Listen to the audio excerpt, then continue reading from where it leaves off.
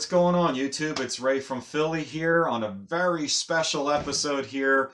It's Sunday night, March the 18th, and I'm joined by two guests here on the show. I got Mr. MIKEO, the newest Hall of Famer. Say what hello, up? Mike. What's up, everyone? We got Ed Weskergriff. Ed, what up, guys? Weskergriff here. Honored to have both you guys on my show here tonight. I'm really thrilled to have you guys. This is my first time ever having guests. So basically, I just want to talk about, some of my subscribers out there might not, surprisingly, there might be people out there that know Weskergriff or MIKEO, but just a little bit about like how you guys have gotten started in the hobby and what some of the things people can look for in your channel.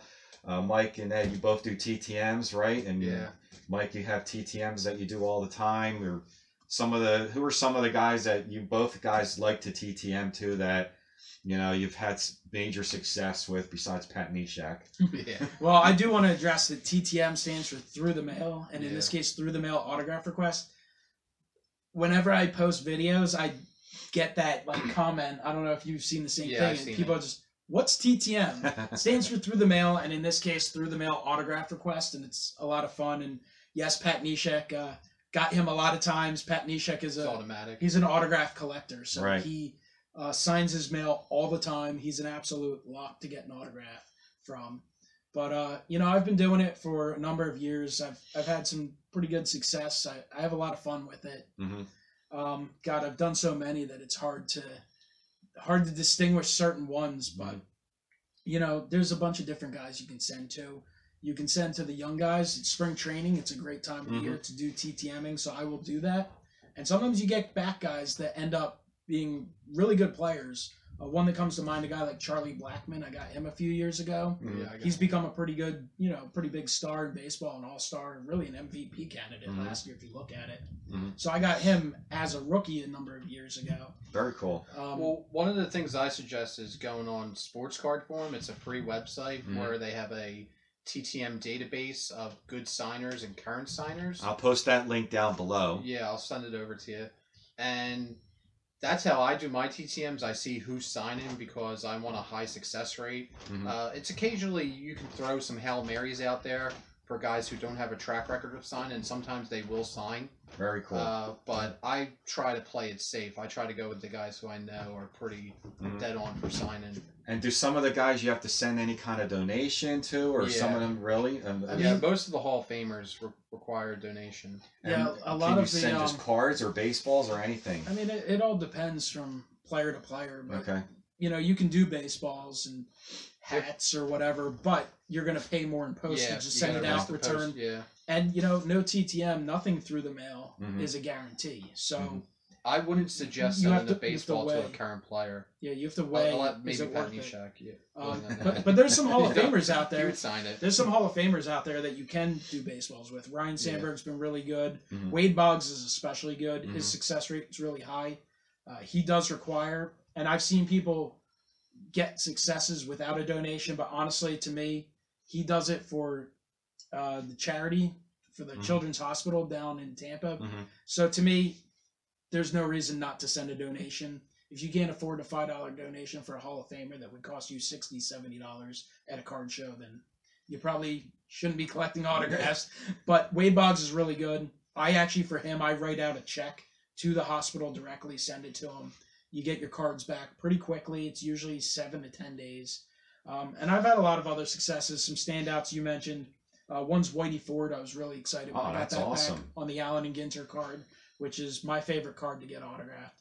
And then one that I know you appreciate it, when I posted that video, was Steve Carlton. When I got him back, that was really cool. And that was another one. That one was donation. That went to the Grace Fund, which is a charity. So whenever it's for charity, I don't mind, when you're getting a player of that quality. It's still going to be a lot cheaper than going out buying some certified stuff or going to a signing. And, through the mail stuff, there's a lot of guys you can get that are fairly affordable or that are free, and it's just a cheap way to certain teams require donation too. I know, like the Tigers, most of all their players are on a charity program where you have to send money to Tigers charity, and they'll sign it for you. So if you're looking to send to current players, any of the Tigers normally require a donation. And I know the Rockies, for a period when they had Tulo and when they had Cargo were doing that too. Well, they still have Cargo, but. And it's good to know about this because, as you know, today there's not a lot of card shows out there today to get these autographs. So through the mail, TTM,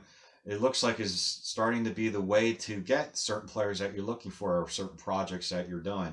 Now, you don't recommend sending a project where there's a lot of autographs already on. Say you have a poster of a certain team and there's already 10 autographs on there. No. You wouldn't recommend sending something like that through the mail because it's got too many autographs on there as it is and it's too valuable, or just sending like one card to get something or one item for that player to get signed would be a safer bet than rather than sending something that's already multiple signed.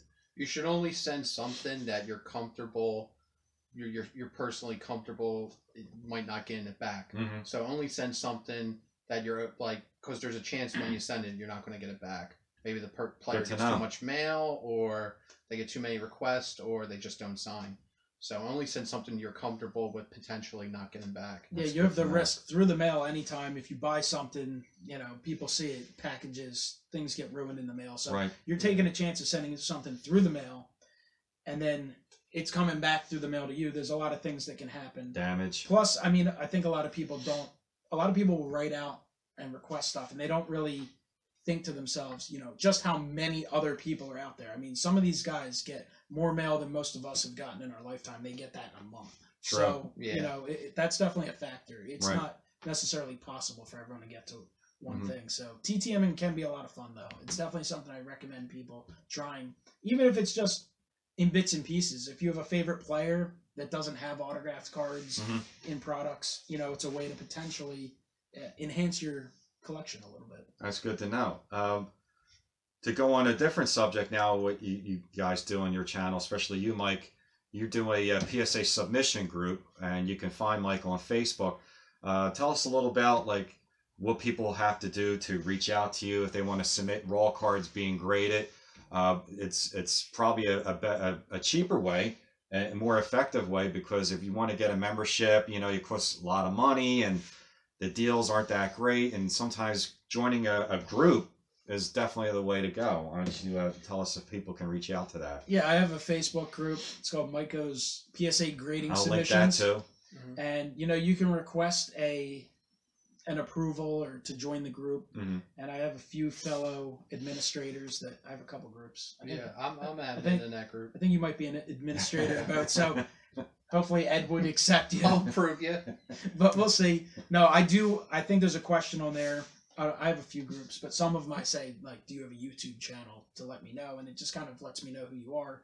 But basically with the group, it's just an opportunity for you to potentially get some cards graded. It's a big bulk submission I do, generally once a month. Probably going to take April off, but we'll have another one in May. And here's the deal with PSA. They've gotten so big, so popular between the value that people are seeing between the registries. They really don't have much in specials anymore, and it's been that way for over a year. Like they don't have good specials.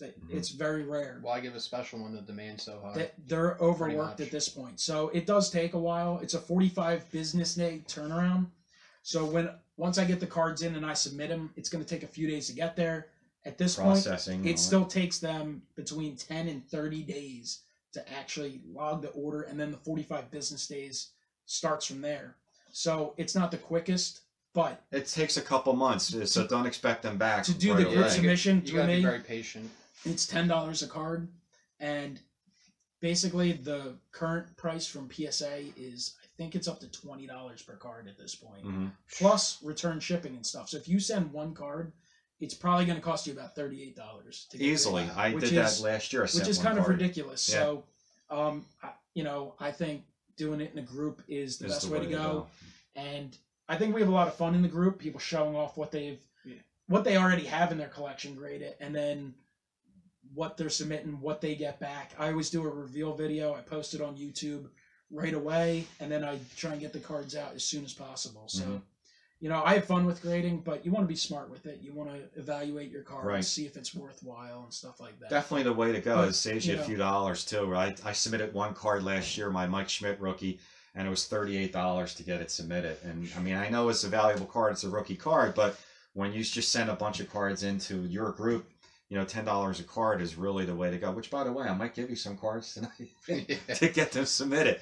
And why don't you tell us a little bit about like what people can look for in your channel and some of the things and fun things that you do on your channel? I basically like do I'm pretty scattered on my channel.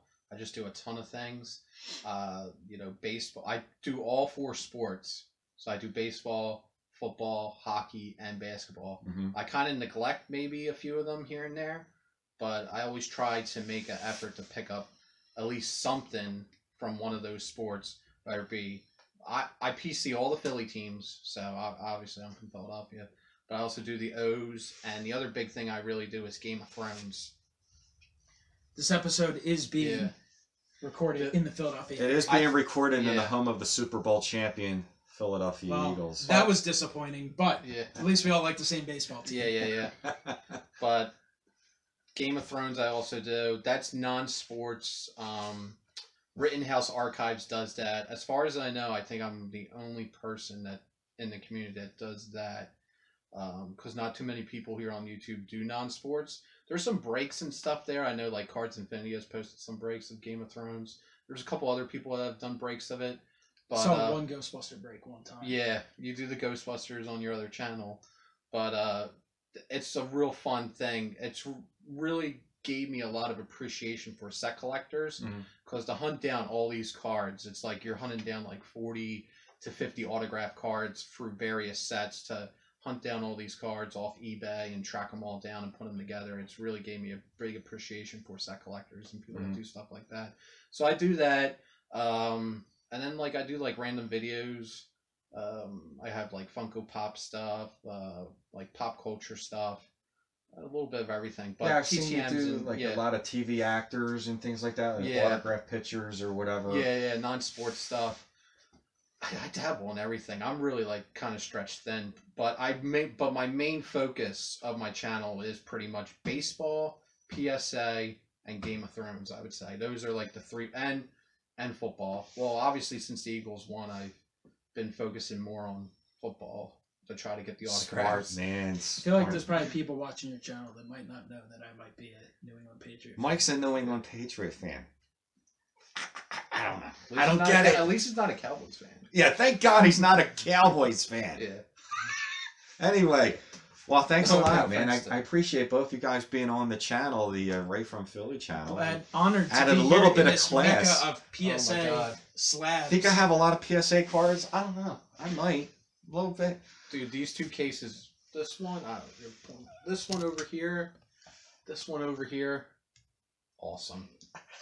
So cool.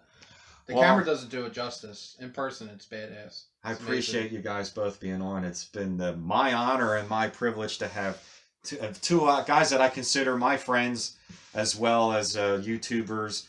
Check them out. Again, this is Ray from Philly along with MIKEO here and Ed Weskergriff. You'll be seeing us around. We'll be going to a Phillies game, so we'll be doing a lot of other fun stuff coming up. And, keep on collecting. See ya.